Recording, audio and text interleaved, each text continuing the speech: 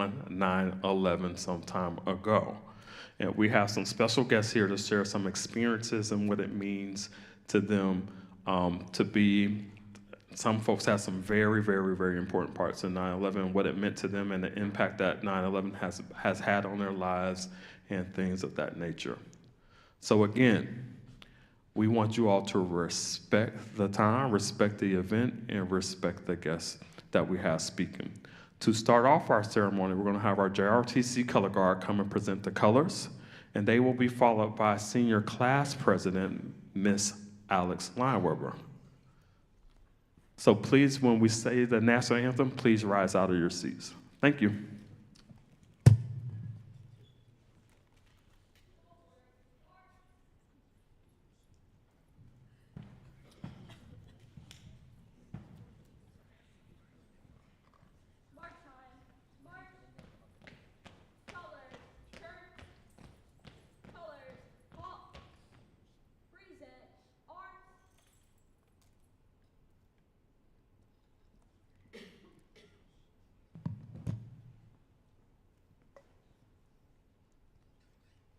Oh, say, can you see by the dawn's early light what so proudly we hailed at the twilight's last gleaming, whose broad stripes and bright stars through the perilous fight o'er the ramparts we watched were so gallantly streaming, and the rocket's red glare, the bombs bursting in air, gave proof through the night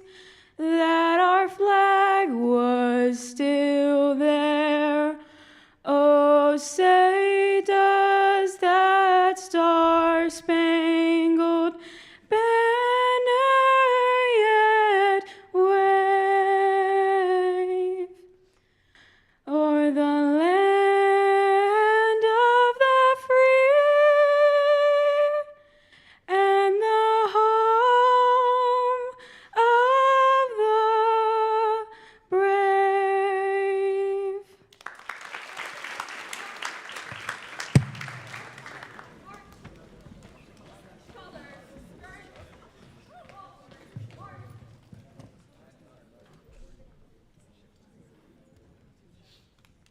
Go ahead, give them a round of applause.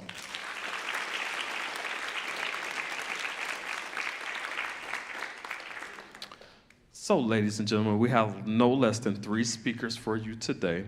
Our first speaker is going to be Officer Barletto, or SRO Officer Barletto. She started with us last year. This is her second stint here at Booker High School.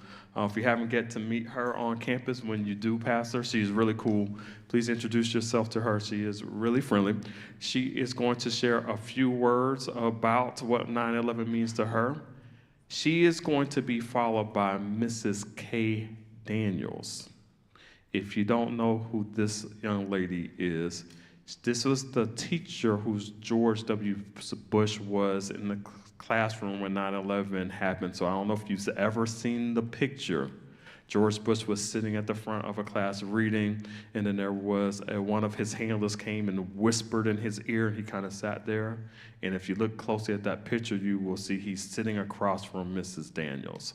So she's going to come and speak and share her thoughts and her experiences from that day. And she will be followed by our fearless principal, Dr. Shelley.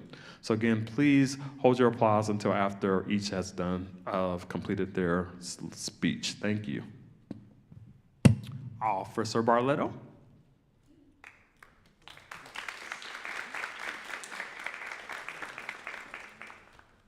Okay.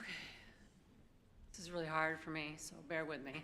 I'm usually pretty good at this kind of thing, but it's a tough one. So good morning, everyone. Thank you for giving me the opportunity to speak to you about a day that changed the world forever. September 11, 2001 certainly changed mine. Excuse me. Many of you weren't born yet, or were too young to remember it, but that morning is etched into the memory of every American who lived through it. And it bears repeating. At 8:46 a.m., the first plane struck the North Tower of the World Trade Center in New York City. Within minutes, the second plane hit the South Tower. The third crashed into the Pentagon.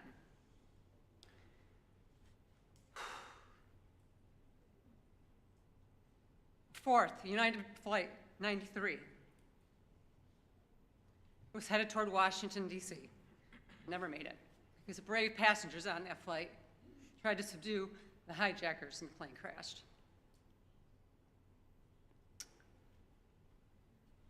That day, almost 3,000 innocent people lost their lives. Mothers, fathers, sons, daughters, innocent people. 343 firefighters lost their lives. 72 police officers. These people ran toward the danger while everybody else was running away, as they should have been. They knew the risks, and they went anyway. That's what service is about. As a police officer, 9/11 reminds me every single day I'm reminded of 9/11 every single day I wear the badge. Not for recognition, not for authority, but to protect and to serve, and to stand up for what matters. It reminds me of the courage of the first responders of that day and the strength of a nation that came together in the face of unimaginable loss. Just gonna leave you with this. I know it's hard to understand something you guys didn't experience, but I do understand that you guys are the leaders of the next generation. While it seems like the world is overwhelmed with violence and hate, you have the power to change that. I know this because I've seen it. I saw the unity, the courage, and the resilience of Americans on that day.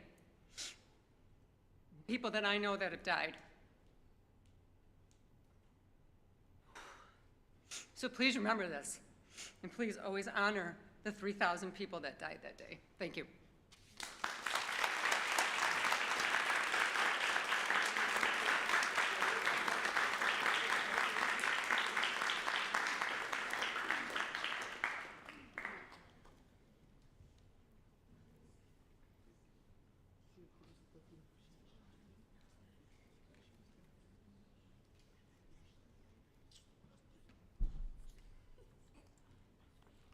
Good morning. Look quiet. After those words, I understand how we may feel a little somber right now. My name is Mrs. Daniels, Mrs. K. Daniels.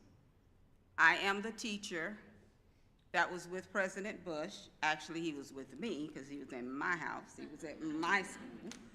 And I want to start off by saying thank you to the staff and to the administrators of Booker High School, and a special thank you to Dr. Shelley, Rachel Shelley, for allowing me to speak to you this morning. Sort of like when I think of speaking to you all, I think of a pastor giving up his pulpit on a Sunday morning, which is rare, and for a principal to invite you to speak to her staff is an honor, and I do thank you, Dr. Shelley. And Mr. Rump, thank you so much. I'm going to share with you how I felt on 9/11 in my classroom with the president. Well, on September the 11th, 2001, some of you weren't even born yet, most of you weren't, the world had its eyes on a school here in Sarasota.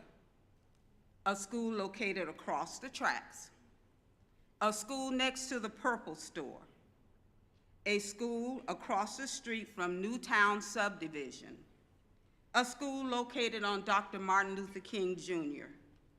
Why was the world watching? Because the school principal a staff of teachers, and students in grades K through 5 had accomplished a feat that no one in the district anticipated.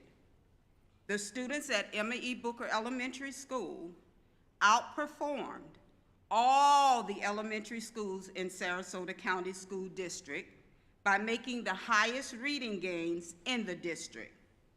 Because of this accomplishment, the President of the United States of America thought it fitting to, 1, congratulate the students, and 2, announce the campaign reading initiative, No Child Left Behind, that was founded by his wife, Barbara Bush. Administration, staff, and students worked very hard as our then principal, Gwendolyn Tosay Regal, demanded we implement a new reading program that addressed the needs of our students. We set our goals, we worked hard, and we didn't give up.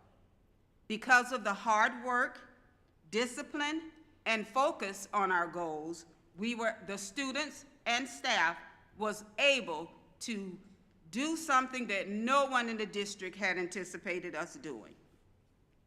So I say these words to you. Set goals. The operative word here is work hard. Another, don't give up. If you fail, get up and start over. Ask for help. If you don't think you're getting it, ask again. And don't stop asking until you get the help that you need to be successful. I have a little phrase that I want you to help me say. I'm going to say something, and your phrase is, do that. Can you say that for me? Say it again. A little louder. Okay, when I raise my hand, you're going to say, do that, okay? If you're doing better is coming to school daily, do that. If you're doing better is coming to school on time, do that. If you're doing better is sitting in the chair and listening attentively to your teacher, do that. If you're doing better is to accomplish the goals by working hard, never give up. Do you understand? Does anyone have a question for Mrs. Daniels? Well, it was a pleasure talking to you. And for keynote, I also want to say there's a scripture that says, your gifts will make room for you and bring you before great men. When you work hard, you will be noticed. When you do what you're supposed to do, you will be noticed. When you do what you're not supposed to do, you'll also be noticed. But the key word is here, do that which is right, do that which is honest, do that which is kind, work hard, and never, ever give up. Because of that, I have been asked around the world to come here, there, everywhere. But it means so much to me when I'm asked by my own to come and speak to the students and staff here at Booker High School. I taught at M.E. Booker, I taught at Booker Middle School, didn't quite make it to Booker High School, but I'm here now, and I thank you for your listening ears. And remember, if you're doing better is graduating, if you're doing better is to become a fireman, if you're doing better is to become a plumber, do that. Thank you.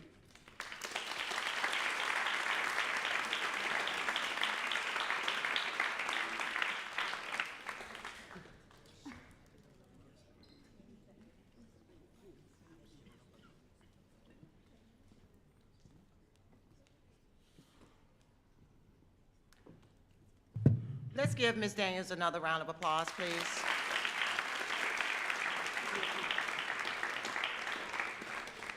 I'm going to do my best as well to stick to my script. Good morning, tornadoes. As you've heard repeatedly, today we take a moment to remember something very sad that happened in our country on September the 11th, 2001.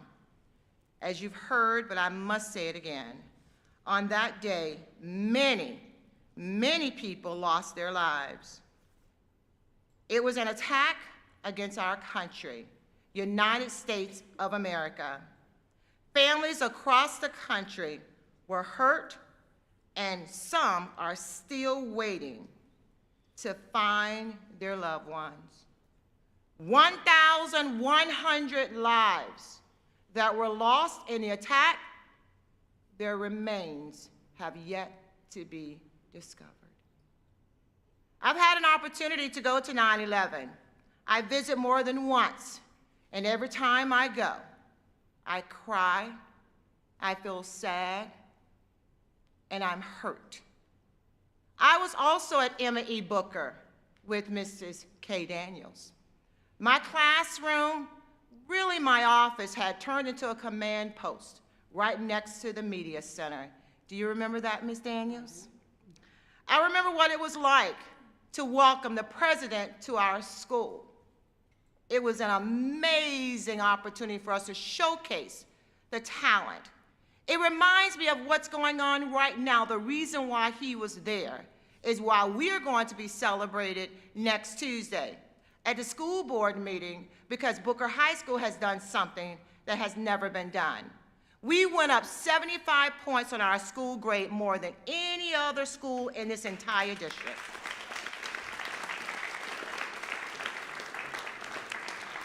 Well, let me go back, because I want to tell you something.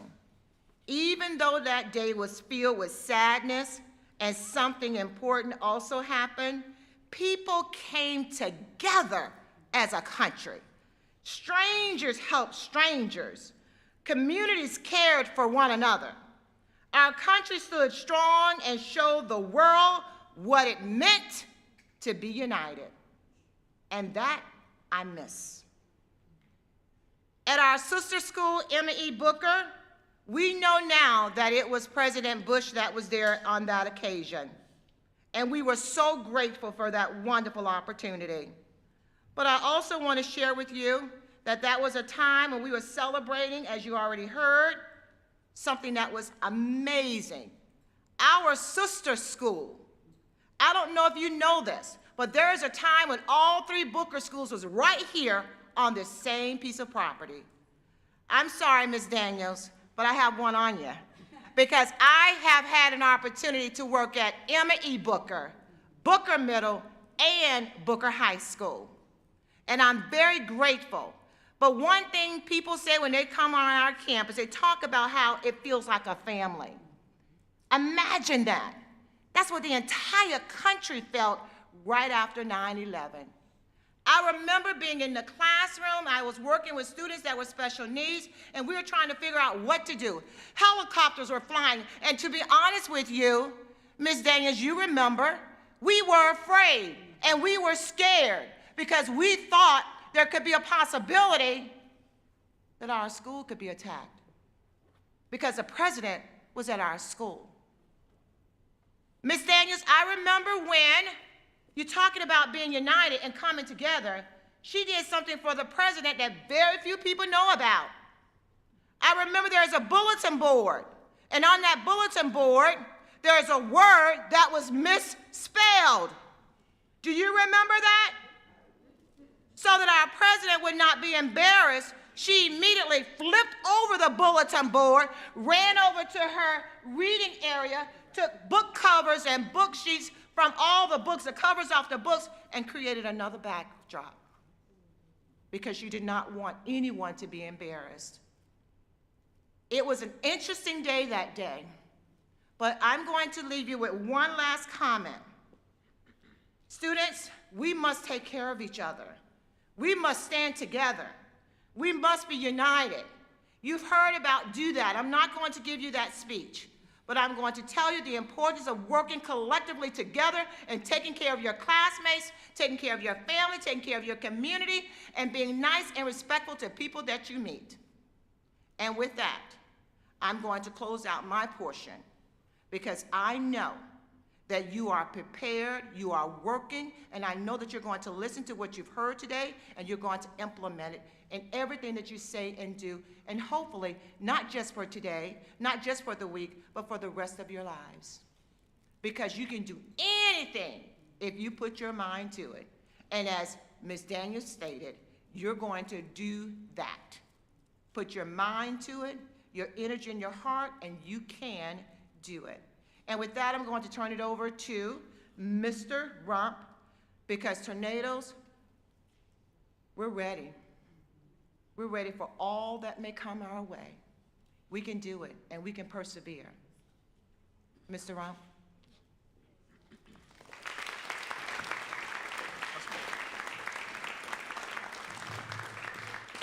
So at this time, before we close out the ceremony, we're going to observe a moment of silence for all those who lost their lives on that day in 2001. After the moment of silence, then we could be silently dismissed back to your classrooms. And thank you all again for being respectful, being ready, and being attentive to all of our guests. And like Ms. Daniels says, and Dr. Shelley, we're going to do that. And more importantly, we're ready to do that. So at this time, let's please observe a moment of silence.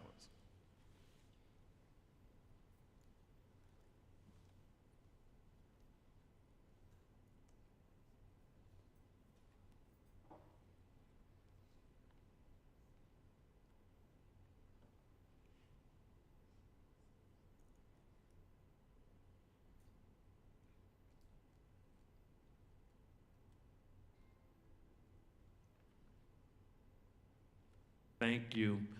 Teachers, you all may dismiss your teachers, your classes to your rooms, and Dr. Shelley has something to say before you go. Tornadoes, you are ready. So we're going to try it again.